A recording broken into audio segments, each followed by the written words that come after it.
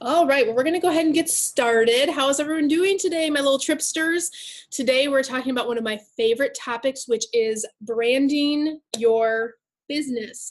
So branding your business is such a hot topic right now in terms of how do I differentiate myself against the competition. So glad you guys are joining us for this session. I'm really looking forward to it. For those of you who don't know me, my name is Cyndi Williams, and I am the CEO of careersonvacation.com.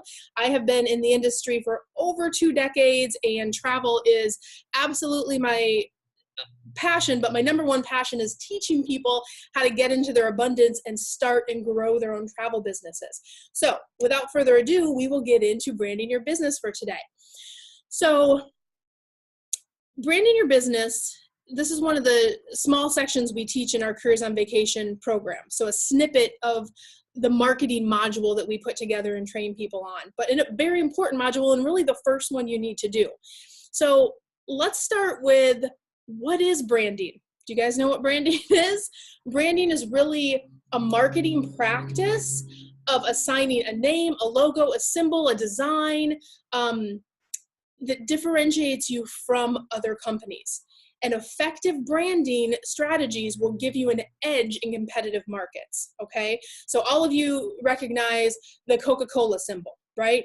You recognize AT&T or Verizon. It's because our branding is in your face all the time, repetitive and consistent in terms of the branding they're putting in front of their consumers, right? So branding is simply whatever logo, symbol, marketing pieces that you are using to reach your consumers.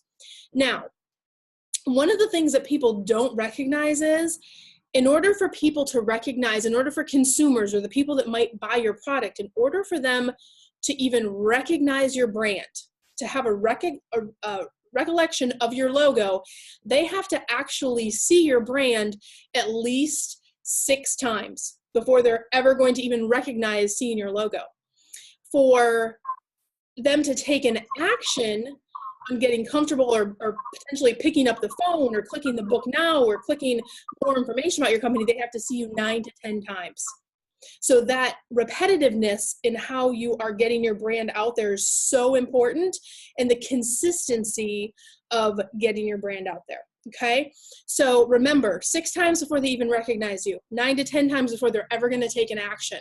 So if you're thinking, oh, am I putting too much branding out there? No, you're not, I can guarantee you. We have stuff going out every day of the week on our sites and in our marketing plan in a different marketing metrics and multifaceted marketing plan that we have put together. But in terms of today's exercise or today's session, I just want to focus on figuring out what that branding is going to be for your company and how you structure that and have that consistency and that repetitive nature going forward. So things to consider when you are building your brand. Number 1, what do you want your company to project? What do you want your image to project? Is it high-end luxury? Is it fun and quirky? Is it adventure travel? Is it travel for a particular group? You know, you can niche it that way. What do you want your image to be for your company? And this can be a fun and creative process, but you have to walk yourself through that exercise and answer that question. Secondly, what do you want your brand to say to people? Do you want it to say high-end? Do you want it to say approachable? Do you want it to say adventure? Again, that same line of thinking. What are you trying to communicate to your consumers or your potential clients? Third, who are your target clients? If your target client is adventure travel, but your marketing says super high-end or cruise or only groups, you're going to eliminate the target audience you're trying to reach. So you really have to evaluate who is your target audience for what you want to do and what you want to accomplish, and make sure your branding will speak to that target audience, right? So think about that. And lastly, and this is probably the most important thing in marketing and really in running your business today, because as more and more of us go to virtual business models, what about your brand? Is it authentic to you and what your company does? is it authentic? Authenticity is the new commodity in business. People, we used to say in sales, oh, people buy from people they like. So you pick up the phone, you have a friendly voice, and here's a sales script you follow. Well, people buy now in today's environment with people they feel a connection with, or at a minimum, people that they feel are authentic, that they're truthful, whether they're a match for them personality-wise or not. Hey, I'm sorry, we have a little feedback on the line. I'm going to put everyone on mute real quick.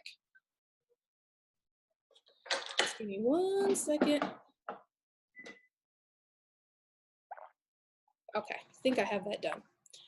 All right, perfect. Thank you for the pause.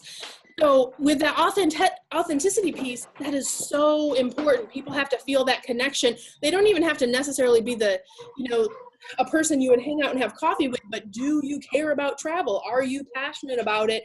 Are you getting your authentic self out there, or is it projected in some way in your business? If you can successfully accomplish those things, now we have someone else off mute. I'm so sorry, guys. Oh wait, that's my phone on my Mac. Sorry, my husband's calling. We'll call him back later. We're talking about very, very important things. So with the authenticity, make sure that that is integrated into your branding message.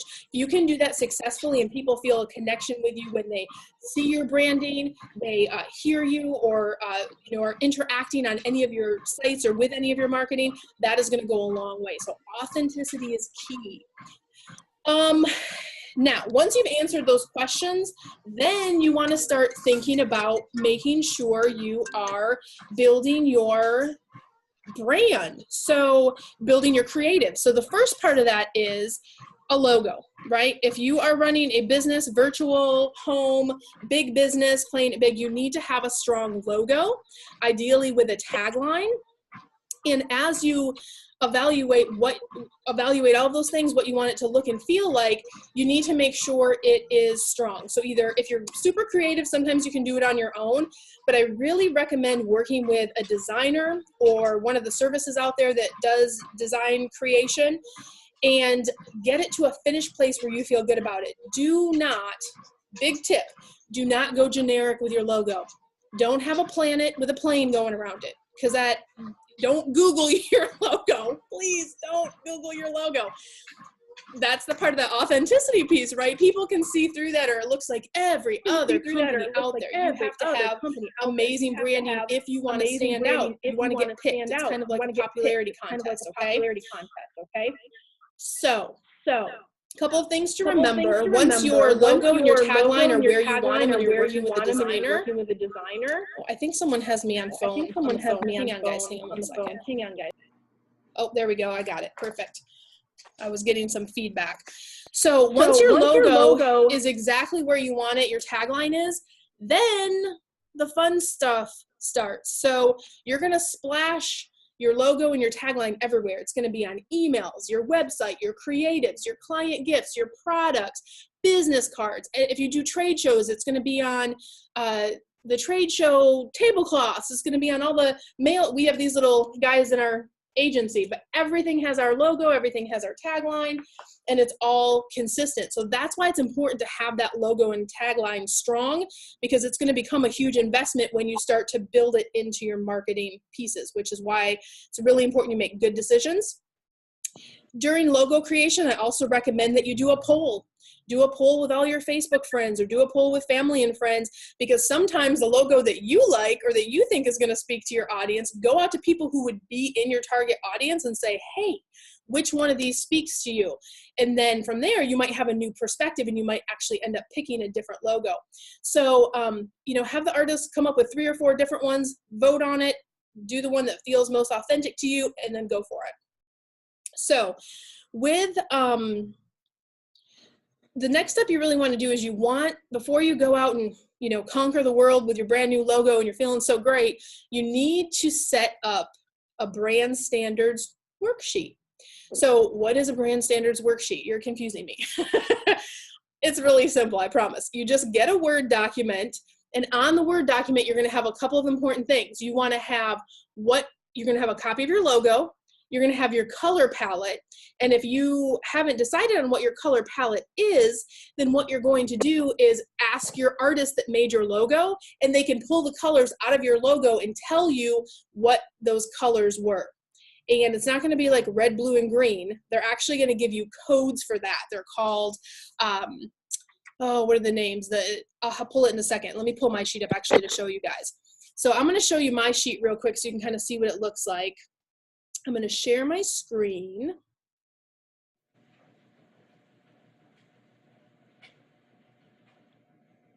Okay, can you guys see that brand standard sheet? Give me a thumbs up if you can. Yes, thank you. Okay, so as you guys can see, it's a super simple Word document. So I have my logo right here, and I have two logos I use. This is my full color logo, and this is my white logo, and then sometimes I use it with this aqua or teal background, and sometimes I use it without. Always get a white or black version of your logo, because when you start building creatives that have a lot of color, like look at all these brochures behind me. If you throw a colorful logo on top of one of those, it's not gonna stand out as much as a plain black or a plain white logo would. So ask your artist just to give you the white or black one, and that will help you too. These are the fonts that we use in our marketing right here. So when I'm building our creatives, I use either this font, and then I also use YouTube and PicMonkey, and they have different color adaptations and different fonts that I use for particular creatives. You just want to keep track of which fonts you're using. So whichever ones resonate with you as you build your first few creatives, make sure that you are keeping track of those. So 2 months from now, when you go build 10 more creatives that you're going to push out, you're going to be consistent in your marketing. Coca-Cola has the same logo every time you see it, right? And even down to the same font. You have to do the same thing in your creatives, and I'm going to show you a sample here in just a second. So this little color palette here, oh, here's those codes I was looking for. The RBG and the hex codes. So like, for example, when my artist built this logo here, I said, hey, can you give me the RGB and the hex code? So he gave me that information, and I was able to build this little, you can Google build color palette online with hex codes, and you can type your colors in and it will tell you what colors go in that same family. So now when I go out and work with a trade show and I want to do a tablecloth, or I want to do a new banner for the outside of my store, or I want to do new creatives, graphic artists work with hex and RGB codes. So you can give them these and say, this is my colors to work with. And then that way your branding isn't going to be green in one and aqua in another and look messy and sloppy. This is a way to have that consistency that we talked about. Remember, the key is repetitive, repetitive, repetitive, consistent, consistent, consistent. So it seems like a small thing, but it's really important, guys, because you want to have that consistency ongoing in your business. So yeah, so that's all it is. It's just a simple little sheet, but you know, with as many details as we deal with booking trips and being busy, you would be surprised. I only do my marketing every 3 months, and I do it like in a big block. And 3 months from now, I'm like, what was that font that I always use? Oh, it's this, I can't remember that. So I go back and look at it. I have it tracked. Now let me show you real quick what some samples of our creatives look like, so you guys can see. I'm just going to pull a couple here out of this Word document. Can you guys see that okay? Do you see the 3 ads there? No? Okay, hang on. It says sharing is paused. One moment. I'm going to resume share. Okay, now can you see it? No? Okay, hang on. Here, I'm going to stop the share, and then I'm going to do it again. Okay, now can you see? Well, hang on, I can't see you guys now. Okay, Carrie, I can see you. Can you give me a thumbs up? Yay! How are you, sweetheart? All right, so we have these awesome creatives here. So you guys will see every picture is different, right? That's what's going to fluctuate in your creatives. The picture might be different because you want to have fresh, clean marketing, but what doesn't change is my logo is always the same. It's either white or it's in color. It always has, my message to the client is in the same font style. All of these messages are in the same font style. And then my website is always in this differing font.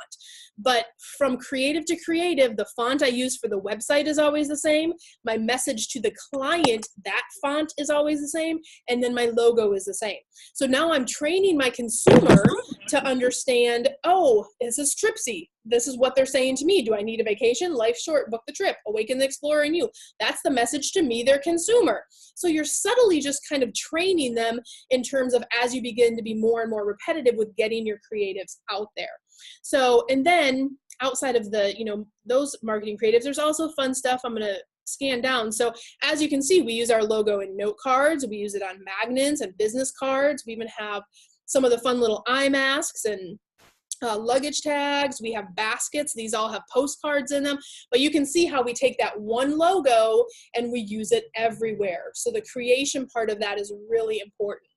All right, I'm going to scan out of the screen real quick and go back to regular. Okay, are you guys seeing me now? Okay, perfect. All right, let me see. So that's how you build your brand reference sheet. Don't go crazy on it. Just keep it simple where you can refer back to it whenever you need to. And one more note, let's see here. So last things last, in terms of people always ask me, now that I have my creatives built, what do I do with all this stuff now? So you want to put it everywhere. Just like you kind of saw some samples of where we put stuff. You want to build creatives for online. You want to build creatives for direct mailers. You want to use it in your social. You want to use it in your offers. You want to use it in real tangible products. Like if you're going to a trade show, you might have one of these little cards to pass out where it's a, giveaway to people. You just want to get your logo and your brand out there everywhere. Because remember, 6 times for them to recognize you, 9 to 10 times for them to take an action.